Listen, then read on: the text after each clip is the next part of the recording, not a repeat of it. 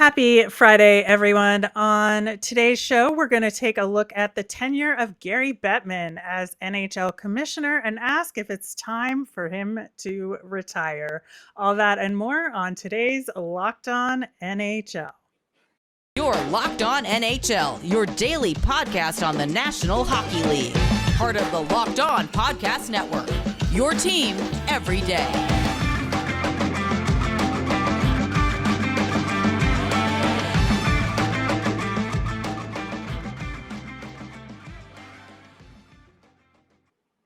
Hello, I am Rachel Donner from Locked On Flyers. I'm on Twitter at rmiriam. I'm here as always on Fridays with Gil Martin of Locked On Islanders. You can find him on Twitter at IceWarsNYR Gil, how are we doing today? I am good. It's Friday. How bad could it be?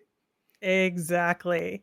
Thanks for making Locked On NHL your first listen every day. We are free and available on all of your favorite podcasting platforms. Plus, you can watch us over on YouTube.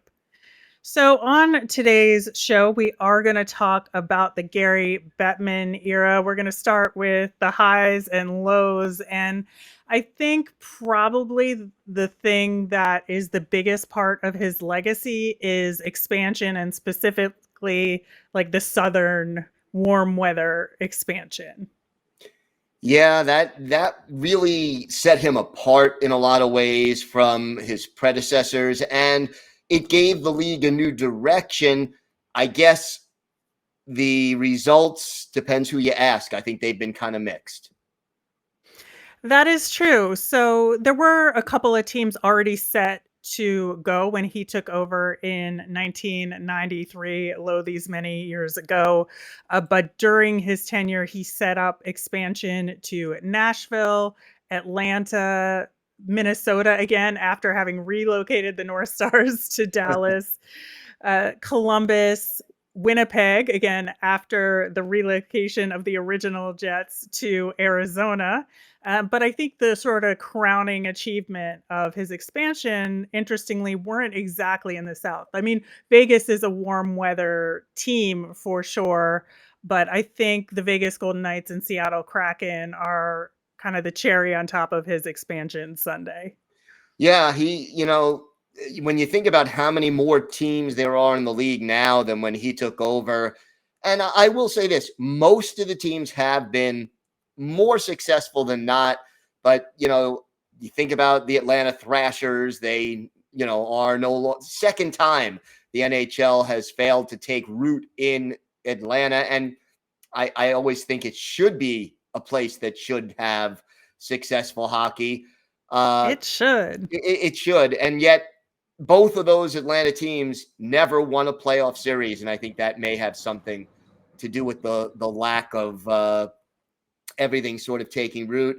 And then obviously the struggles in the desert come to mind, that's still ongoing, as the Arizona Coyotes are now going to be playing in front of 5,000 fans at maximum. Thereabouts, yeah. Yeah, so that's still an ongoing issue. But overall, the footprint of the league has increased dramatically. And most of the teams that he either had moved or introduced have been more successful than not. Yeah, I think so. And I think, other than Vegas and Seattle, you can really point to Nashville as one of the biggest successes in terms of that non-traditional hockey market expansion. And he really believed in that team and that city. And it has been like such an incredible thing to watch. And, they've just retired their first jersey with Pekka Rinne. And I think that Nashville just is a stronghold in the NHL, and it has shown that through them getting awarded the All-Star game and perhaps the draft next year. That's not official, but I think that there have been some tremendous successes. As far as the Coyotes situation, I think, as far as franchises go, that's the biggest blemish on his record, whether it's the bankruptcies, the NHL taking over the operations of that team, as well as the arena situation. I think that he is so dedicated to making that work that maybe he can't see the forest through the trees sometimes with it. Yeah. And I think some other people would have given up. Yeah, and maybe we won't know for another 5 to 10 years as to whether or not he gets proven right or wrong. But boy, there have been some issues there with the multiple arena issues and just sort of trying to find a place for that team to really call home and really integrate itself into the sports culture of the area. Exactly. I think the other highlights for Gary Bettman have to be the outdoor games and the big spectacular events. I think that's one thing that he really gets is putting on a show. And the Winter Classic and the proliferation of outdoor games, I think, has been a huge feather in his cap. I think so too. And, having those events, it finally, speaking more as an American, I think having the outdoor games, especially New Year's Day, making that an annual event, finally on the American sports calendar, there is one event every year that belongs to the NHL. That you pencil in New Year's Day, outdoor hockey, and it becomes a special event. You always had Christmas Day belongs to the NBA, Thanksgiving belongs to the NFL. Now you have a date that the NHL you could circle it on your calendar. It's always there. It's always entertaining for hockey fans. And setting that up and expanding that footprint and getting, hockey games played in front of 60, 70, 80,000 people. It's pretty much it's an accomplishment. It's an event. And I think they've done a pretty good job of not overexposing it. They've come close, but I think they've done They figured it out, I they think. did. They found the balance. Your Heritage Classic, your one outdoor game besides the New Year's Day game in the United States, and then the New Year's Day game, and no more than that, and you're pretty good. Yeah, and I think, other events like the World Cup of Hockey, getting the players back into the Olympics, although we did not have it this time around, it certainly happened during his tenure as commissioner. I think another huge thing that Gary Bettman has accomplished is getting progressively bigger and more lucrative TV deals. Yeah. And the owners appreciate that. And it's always a balance. It's a tough situation. When you're the commissioner of the league, are you better off taking more money but getting less exposure initially? Or do you want the exposure with a little less money? How do you balance that out for the long run? Bettman has gotten more TV money with each subsequent contract that he reached. And even though the deal with NBC, which was originally on the Outdoor Life Network, as it was originally called. I mean, it's gone and then it through was Versus. Yeah, it's gone through so many name changes. But, even though OLN probably had very few people focusing on it on a regular basis at the time that the contract was signed, over the long run, it ended up working out okay for the National Hockey League. So, yeah, I give Bettman credit for that without question. Absolutely. And, I just think that is the big, mostly good stuff that you'll find in his legacy. We do have some things on the not so good side to talk about coming up next. But first, we're going to hear about Built Bar. Yeah, if you haven't tried Built Bar Puffs yet, you are depriving yourself of one of life's greatest joys. And guess what? There's a new flavor. Ready? Delicious, indulgent cookie dough covered in chocolate. That's right. Built has done it again. Let me introduce you to your new favorite, cookie dough chunk puffs. They have a light and chewy texture, real cookie dough chunks, and of course, like all Built Bars, they are covered in 100% real chocolate. All the joys of eating cookie dough without the hassles of making it, plus it's healthy for you. Cookie dough chunk puffs are only 160 calories, but they pack a whopping 15 grams of protein. So run to Built.com to snag a box for you and the family. It will be the perfect treat, or you could find a really good hiding place and just hoard them for yourself. And what's great about Built is that all their bars are made with collagen protein, which your body absorbs more efficiently and provides tons of health benefits. Eat something that tastes good and is good for you. Go to built.com, use promo code LOCK15, and you'll get 15% off your order. That's promo code LOCK15 for 15% off at built.com. So Gary Bettman, I think, has obviously that legacy of expansion on the good side of things. On the bad side of things, I think the most obvious part of his legacy is 3 labor lockouts. So there was the first one in like the second year of his tenure in 94-95, which cut the season in half. There was the 04-05 lockout, which we lost an entire season of the NHL, which was pretty unprecedented. And then again in 12-13, there was about half the season lost. But he did get a salary cap for the owners. So I think that, while these lockouts were brutal, I think that the owners are ultimately happy with him. And that's been proven in him getting brought back as commissioner, Yeah, I mean, it's a very mixed feeling. The owners certainly are happy, and their revenues are way up since he became commissioner, and they certainly appreciate that.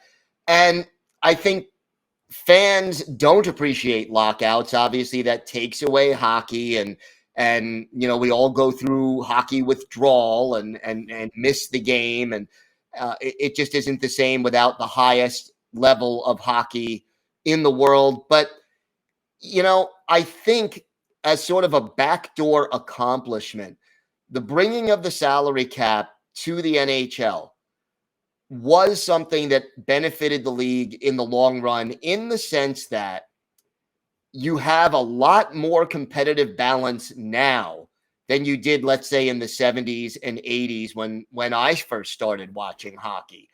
And you don't have, I mean, okay, you can't correct teams that are just managed poorly or run poorly, but there are a lot less teams in the NHL now that come, December 1st, you're like, okay, there's no way that team is going to make the playoffs. It's over, and they still have 60 games left on their schedule.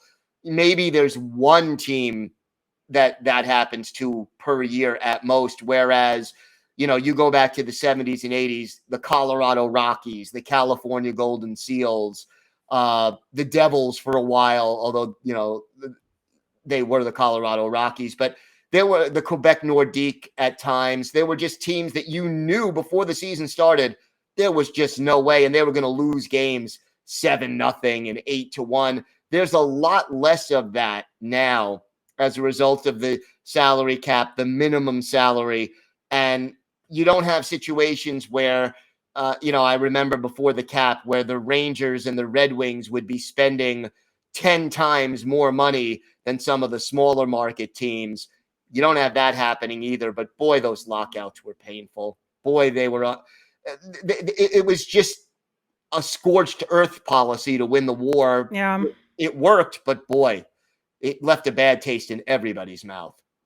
I think so. It's pretty incredible, I think, on Gary Bettman's part, where he managed to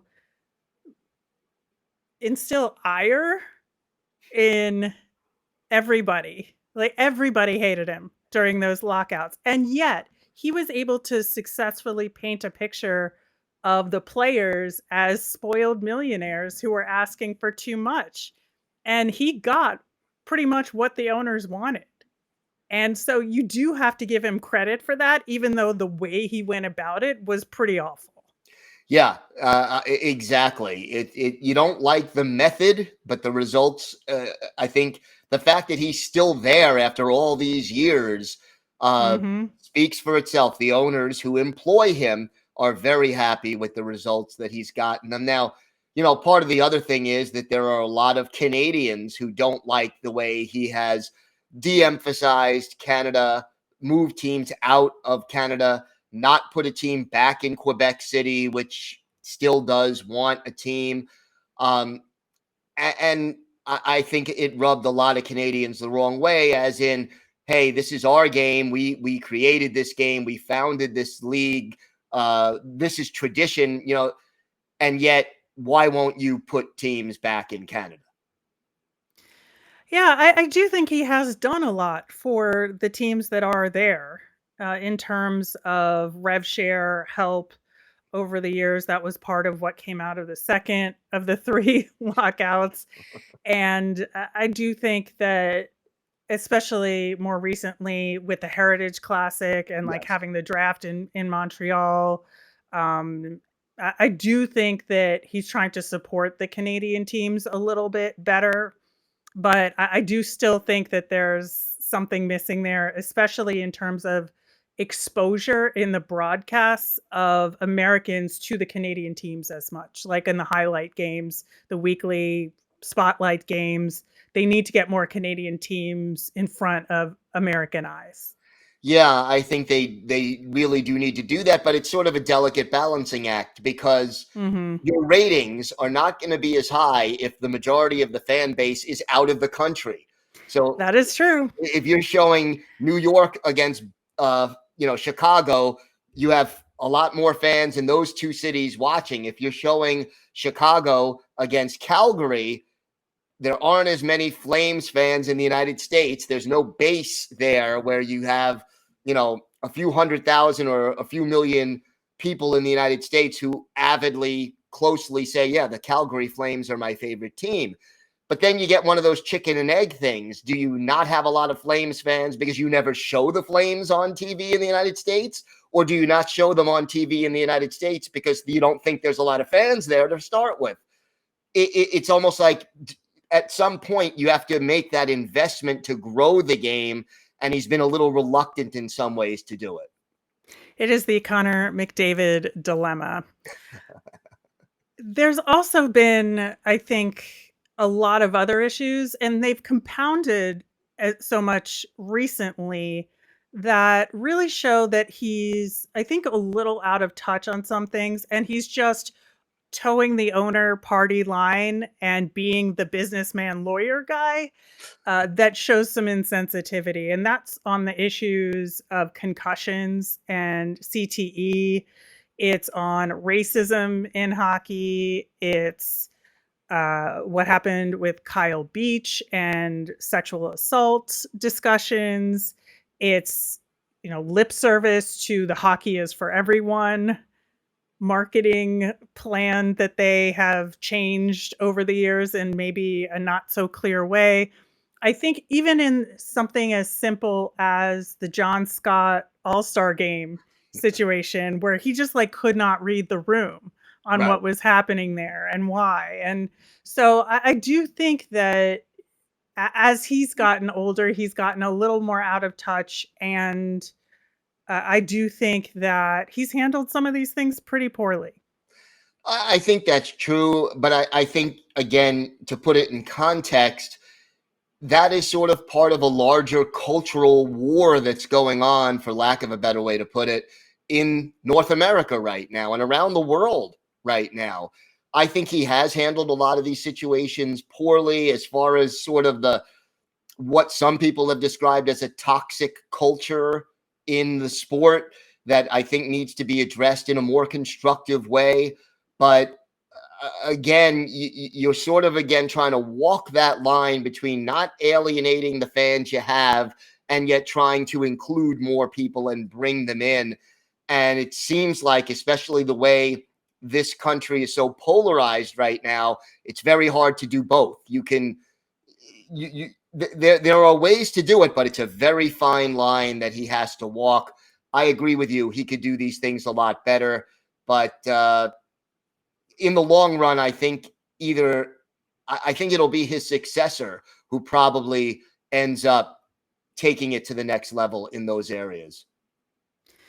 Yeah, I think so too. He's just a step behind, and Hmm. he's not in touch with how the newer fans experience the game. And that there are some people in the organization that do, don't get me wrong. I just think like the leadership from the top and what he says at the semi-annual press conferences show that he's just not internalizing those things. And you know that he's met with, for instance, Black Girl Hockey Club representatives. There have been other discussions that he's had, and he isn't able to repeat what he's learned or what he has been taught in a way that makes at least me think that he really understands what's happening in the newer part of the fan base. And it is a fine line, but I think there is a way to please kind of the old school fan and the new fan at the same Yes. time. Like, there are creative ways to do that. I think fan art is a huge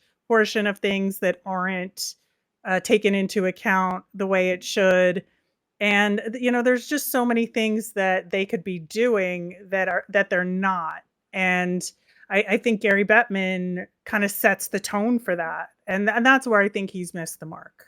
I think there is a lot of truth to what you say, and it may have to do with a generational thing where he's trying to learn, he's trying to adjust, but it's just not the way he was taught to think, and it may be a little difficult for him to make that change or to react in a constructive way with the change that's happening around him.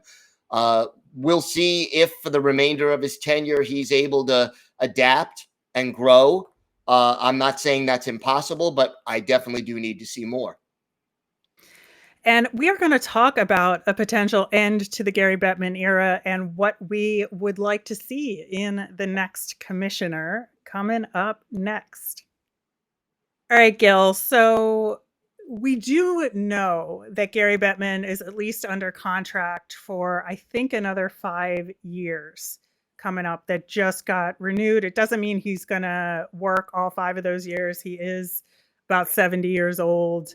And, there's a lot going on that may require him to move on, including several scandals that we've already talked about. But I think, in terms of thinking about the future of the NHL and what we want out of a next commissioner, I do think it would be a good thing. One of the things we haven't talked about is women's hockey. And I think he's done a pretty poor job of communicating what they want to do with women's hockey. And I think they have sort of dangled this carrot of, we're not going to do anything until the leagues sort themselves out. But that's not helpful. It's really not helpful. Um, Women's hockey, I think, needs a definitive statement on what the NHL would like to do, or if and how they would like to support the women's game more than just exhibition kind of stuff. Well, I always wondered about this, and I am not a big NBA fan personally, but I do give the NBA credit for the creation of the WNBA, and they could do a lot more to promote it. I'm not saying that what they do is perfect, but at least they are interested in growing that segment of the game and to a certain extent taking control of that growth and putting themselves behind it. I would like to see the National Hockey League similarly get a league together and promote that league and work with that league in order to grow women's hockey throughout the United States and Canada. And even if it loses money initially, it's an investment that over the long run should pay dividends for the NHL and for the sport of hockey as part of our culture. Yeah, I mean, I fundamentally disagree with that. I think women's leagues can be successful without the NHL. I just think the NHL basically sitting on their hands is having a negative effect because other parties can't go forward with plans in a way that they need to without having the NHL say they're in or out at this point. So I think they could start a league. I just don't think women's hockey needs the NHL. But that aside, I think as far as, a next commissioner, I do think I would want somebody who was willing to take more risks in terms of marketing the league and using player personalities to a greater extent than Gary Bettman has done. Yeah, I would like to see that as well. And, there's always sort of that risk. And I think baseball has a sort of similar attitude. They don't want to build the players up too much because they're afraid they'll ask for more money and all the focus will be there. But you know what? That's what sells tickets. And, the higher profile that your star athletes have in the general culture, the more people are interested, the more people will buy tickets and watch on TV, and that helps grow the game. So I agree with you. I would like to see more of that. Exactly. And then, I think that Gary Bettman, obviously, as we've talked about, has had some poor responses to scandal or have had like very business like lawyerly responses to scandal. And I think that there's a way to be empathetic in a more constructive way while also maintaining whatever you need to say for the owners. I truly believe that, and I think that he could do a lot more. And so this is what I would want the next commissioner to be like, and that really show empathy and then be more responsive and talk about proactive things in a more concrete way. I think we would all like to see that. I mean, I guess, hearing you say that, I think about, well, okay, what's Gary Bettman's background? Well, he's a lawyer and a businessman. So he's just doing what he knows. And I would like to see the next commissioner be younger and be more responsive in those areas. Yeah. Yeah, and then I think, somebody who kind of does more walking the walk when it comes to hockey is for everyone and not just saying those words and pointing to, this thing or that thing.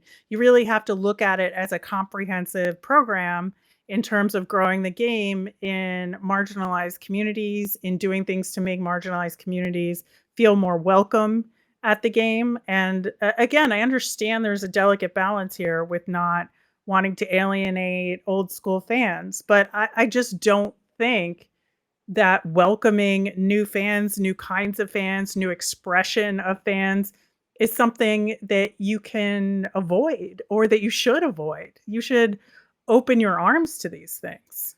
Yeah, look, I mean, we all know that out of the four major North American professional sports leagues, the NHL is not first, second, or third in popularity. So if you have an opportunity to grow the fan base and grow the game, by all means, this league should be focusing on that and doing as much as it can to do that. And you really need to grow the demographics of the game in order to get to that point. So yes, I would like to see more of that as well. Is there anything else you have on your list? No, you've covered most of the bases of the rather mixed legacy of one Gary Bettman. Yeah, we'll see how long he sticks around and what comes of all of the kind of latest stuff with Hockey Canada and how that affects the NHL. That'll be a big story to follow over the rest of the summer and I'm sure into the fall and maybe next year too. But the legacy of Gary Bettman is complicated if you had to pick one word. Yeah, I think that's a very good word, and let's just say this: uh, he will not be forgotten anytime soon. His legacy is a lasting one, both in good ways and in bad. Absolutely. All right, that'll do it for today's show. Thank you so much for listening. Gil is going to be back on Monday with his show checking in on local experts from teams around the league. We'll both be back next Friday to catch you up on any news and talk about big picture issues around the NHL. You can find me on Twitter at rmiriam. Gil is at IceWarsNYR, VSNYI. Have a great weekend, everybody.